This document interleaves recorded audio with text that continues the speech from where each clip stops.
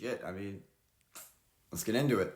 Mission Impossible The Final Reckoning is the final supposed chapter in the Mission Impossible franchise. I've been revisiting every single movie leading up to this. I was so excited for this film. It was one of my most anticipated of the year because, to me, the Mission Impossible franchise was such a huge part of my childhood growing up. It helped form my love of action movies. And this is one I was really excited for because the series meant a lot to me. And I just want this to deliver on a good finale, especially after Dead Reckoning Part 1, which I found a little subpar compared to Fallout and the rest of the films, other than 2. I wanted this to deliver and really bring in that final piece of the Mission Impossible Dead Reckoning puzzle. Does it do that? I wanted it to be a step up from Dead Reckoning, and I don't think it was.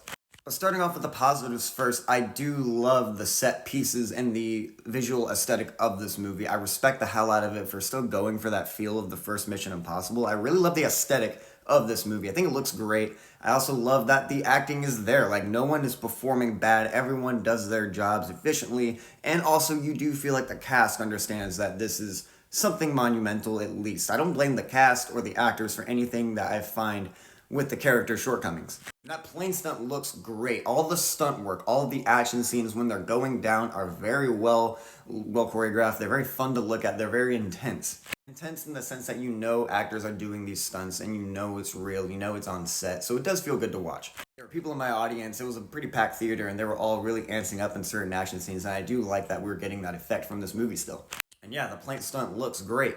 Also the music. Mission Impossible music always delivers. I think the music here does give a sweeping epic scale notion of finality, but it doesn't feel as strong as like the Fallout soundtrack. Still really nice, still intense at times. I enjoyed the music, it's atmospheric. As for everything else, yeah, I got problems with this movie. I really wanted this to be like the finale piece to the Dead Reckoning story, to really hone in and bring in the points of the last film as well, because we got cliffhangers there, we got character moments, we got character depth that didn't feel fully delivered on in the last film. This movie just kind of continues that trend.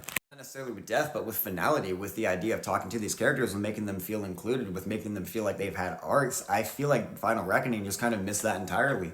Simon Pegg is in this movie. I don't feel like Benji is in this movie, though. Like, Simon Pegg does not fundamentally feel like Benji. He just kind of stands there. Everyone in the team just kind of stands there in this movie. I feel like it's the Ethan Hunt show, but in the egotistical way, not in the way that, him and company are working together. I loved Hayley Atwell in the last movie. I thought she was a great addition to the cast and the crew. She's so much fun. Her camaraderie with Tom Cruise is great. Ethan Hunt and her dynamic is fun. Why did we get rid of Elsa Fisher? I can't want to say Elsa Fisher. Elsa Faust. Why did we get rid of Elsa Faust for her if we're not going to do anything with Hayley Atwell's character in the next movie? She does nothing in this movie other than help out with the very, very end. I don't feel like she got much to do other than that, though. Sometimes I feel like they just put her in the movie to be a comfort for Ethan and nothing else. And that's just kind of insulting to her character. Speaking of insulting the character, Luther Stickle. Dude.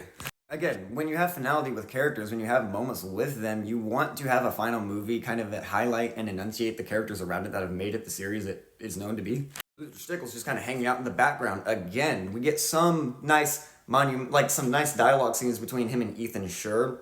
But none of it feels naturally earned. That's another problem I have with this movie, is that a lot of the time it feels like it's telling you it's the final movie. It's telling you this stuff. It has to recite the fact that, yes, we are the final mission. Could be the biggest one yet. This could be the end of all. The key. We gotta find the key, but every line is restating the same information when it comes to exposition. Every scene feels like the same kind of scene when we're pivoting towards action scenes. The first act of this movie just feels so choppy and sloppy and all over the place. Like, I feel like we're cutting the location, cut here, cut here, cut here, cut here. As to where I feel like the other Mission Impossible films and just the series in general knew how to take its time and breathe with scenes and really pivot characters naturally to the next moment. This one never had time to breathe. It's a 3-hour and damn near movie, and yet it feels like it's cut down. The whole first act feels so cut down. Before I have time to process at a location we're at and really get a grasp on the mission, Ethan Hunt gets knocked out. We're immediately in the next scenario, and it feels like they're just creating excuses to move Tom Cruise along. But none of it felt authentic. I will say the third act action sequence felt authentic in the sense that, okay, it makes sense why Ethan Hunt would get here to here to here. Something Dead Reckoning struggled with, in my opinion, the last movie, is that sometimes we'd put Ethan Hunt on a dirt bike to jump on a train. You're wondering, why? Usually these movies are great at providing explanation for that. I thought Final Reckoning did attempt to do that. With that being said, I didn't find it was always tonally consistent with itself. Sometimes the whole AI concept villain thing I found it kind of laughable. I didn't find the execution of it very smooth. And maybe that would help if I cared about the villain from Dead Reckoning Part 1 that carried over into this one, but they don't add anything with him. I don't feel like his character does much in this movie other than to serve as one fight scene at the end. Last movie, we got insight that he supposedly took the life of someone Ethan loved way before the first movie, a woman we have never met and is introduced in the very frame she's a dead body in. In this movie, we learn the exact same information. That's it. I can't even... There'll be a spoiler video, but there's something at the end of this movie that I thought it was so lame and anticlimactic. We'll get to it. Point is, spoiler-free thoughts, I was so unsatisfied with whatever that was. Everything that was missing I felt from this movie was the energy of Mission Impossible that I know and love. I get it, we're raising stakes, I get it, characters are scared, but for example, Fallout has a similar threat level with nuclear war, nuclear destruction being the possible threat. Yet there's still humor in that movie that doesn't take away from the serious tone it's trying to convey. This movie felt so afraid to do that. It felt like afraid to let the characters act like the characters and have that energy, have that camaraderie, that pizzazz that makes it fun. I'm not saying it had to be a comedy, but I'm just saying that it feels like there's a lack of character that was there before when fucking Simon Pegg is just completely silent.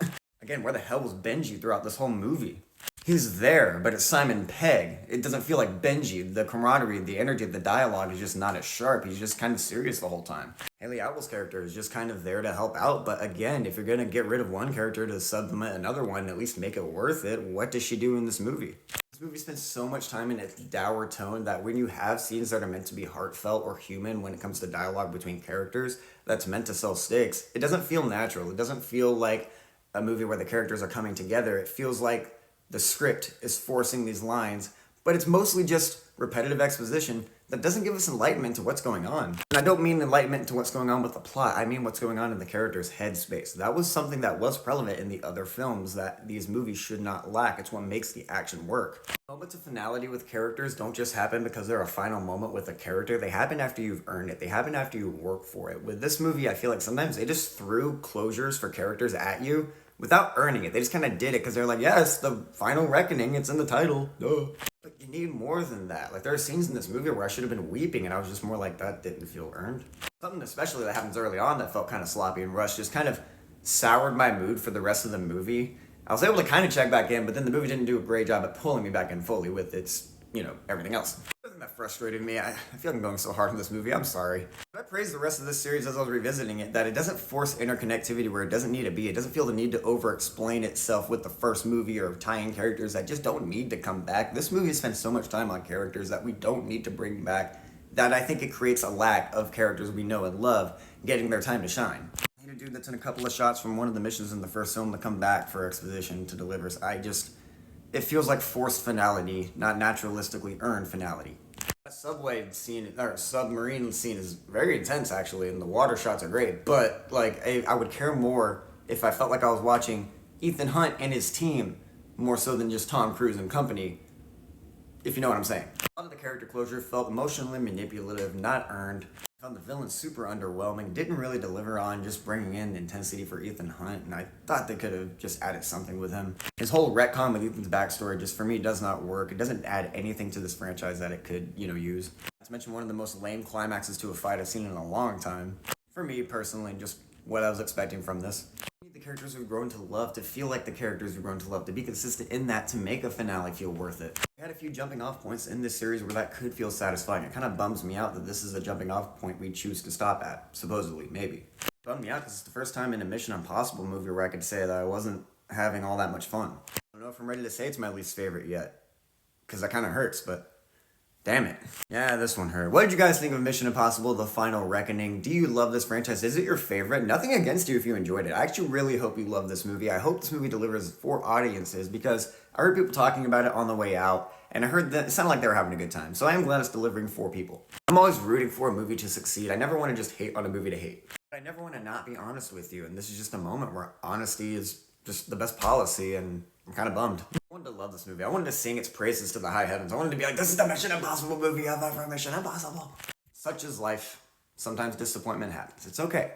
Regardless, any movie being made is a miracle. I'm so happy I got to experience this franchise and revisit it with you guys. Thank you so much for watching Scatterbrain Reviews. My ranking of the movies will be out soon. And a spoiler talk for The Final Reckoning. But with that being said, thank you for watching. I will see you next time.